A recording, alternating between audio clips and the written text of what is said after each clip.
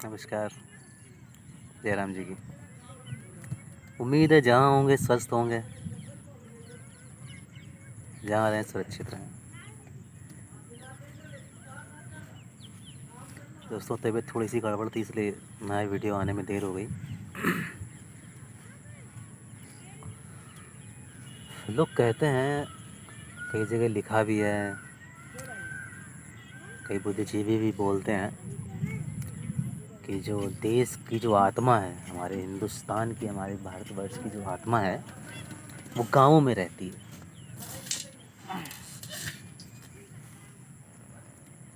वाकई में ये सत्य है।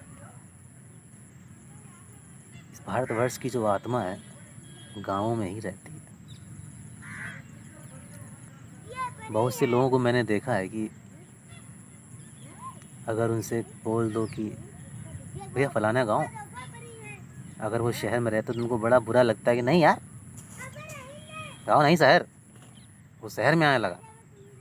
उनका मतलब अगर उनके साथ गांव जुड़ गया तो उनको बड़ा मतलब एक हीन भावना उनके अंदर उनको फील होती है।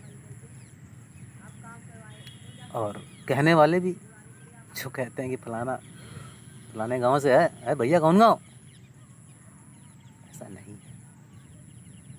गांव से जुड़ने का मतलब कोई छोटा मोटा मतलब नहीं है। गांव से जो लोग जुड़े हैं उनको गौरवान्वित होना चाहिए, उन्हें अपने ऊपर गर्व होना चाहिए, क्योंकि जितने भी जो आज शहर बने हुए हैं ये गांव से ही शहर बने हैं भैया। शहर से कभी आपने गांव बनते देखा है? नहीं बनते देखा होगा।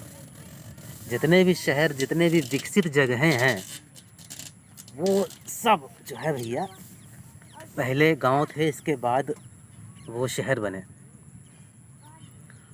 और जो जो गांव विकसित हो गए वो शहर बन गए।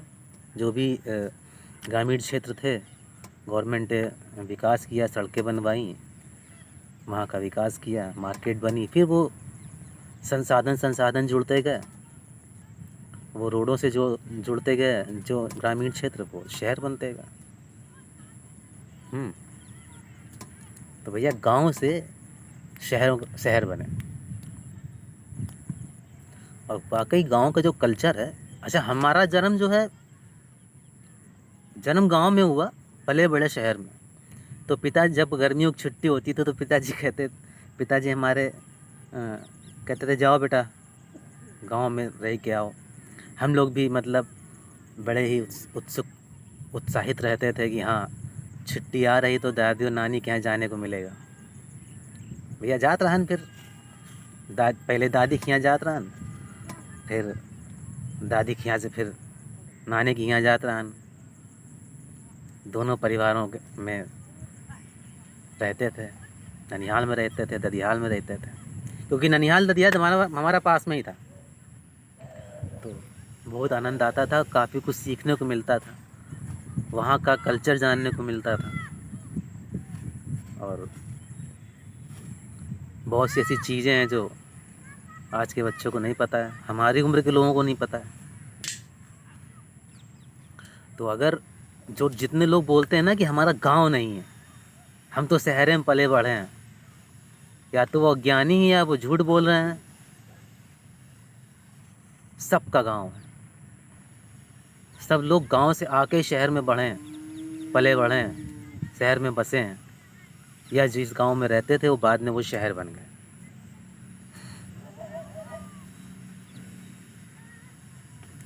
गांव के कल्चर से मुखातिब होना, गांव के कल्चर को जानना बहुत ज़रूरी है।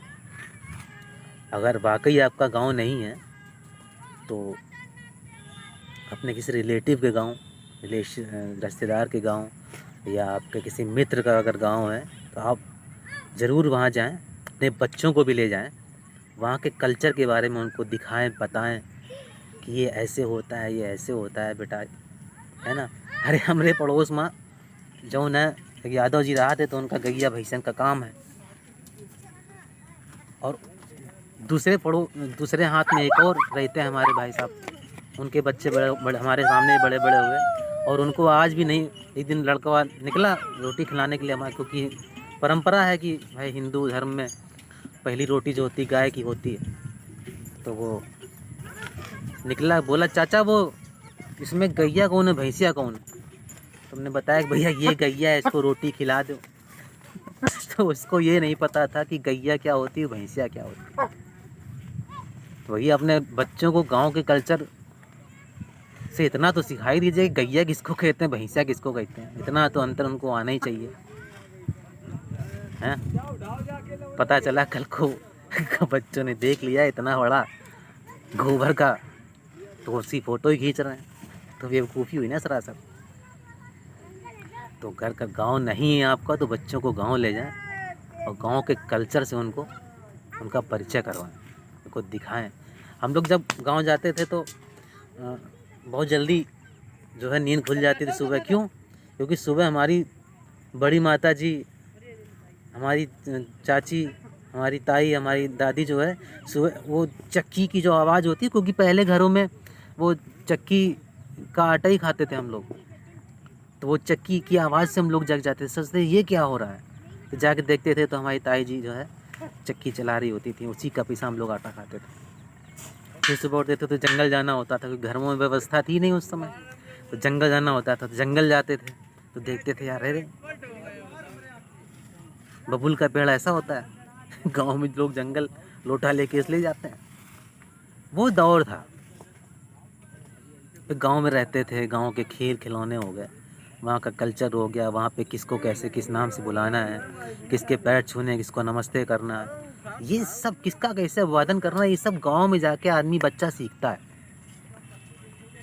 तो गांव के कल्चर को जानना बहुत ज़रूरी है। नहीं गांव में आपका किसी मित्र के गांव चले जाइए, वहाँ हफ्ते भर रहिए, बच्चों को अपने रखिए, वहाँ गांव के कल्चर को वो देखेंगे, सीखेंगे कि कैसे होते हैं गांव के लोग, है ना भैया। तो गांव जो है वाकई में भारतवर्ष की आत्मा होती है।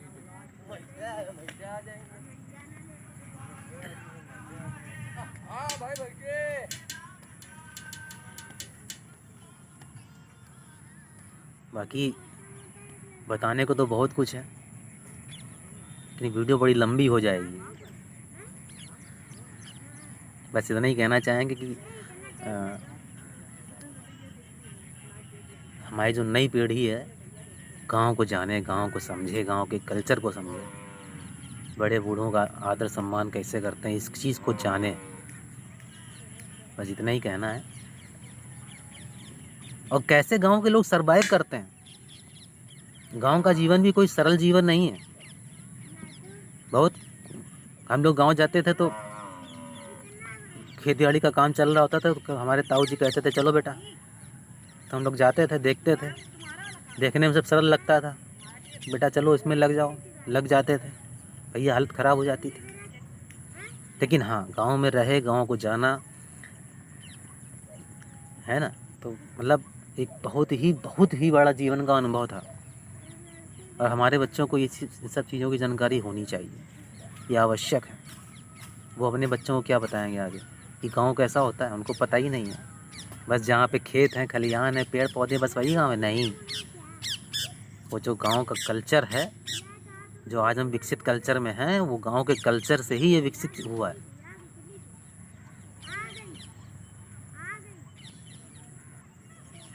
तो गांव को समझे, गांव को जाने, अपने बच्चों को गांव का कल्चर ज़रूर दिखाएं, समझाएं, बताएं, दिखाएं कि संघर्ष क्या होता है, कैसे क्या होता है, खेती कैसे होती है, गांव के लोग कैसे क्या करते हैं, वहाँ की सभ्यता क्या होती है, कितना संघर्ष होता है।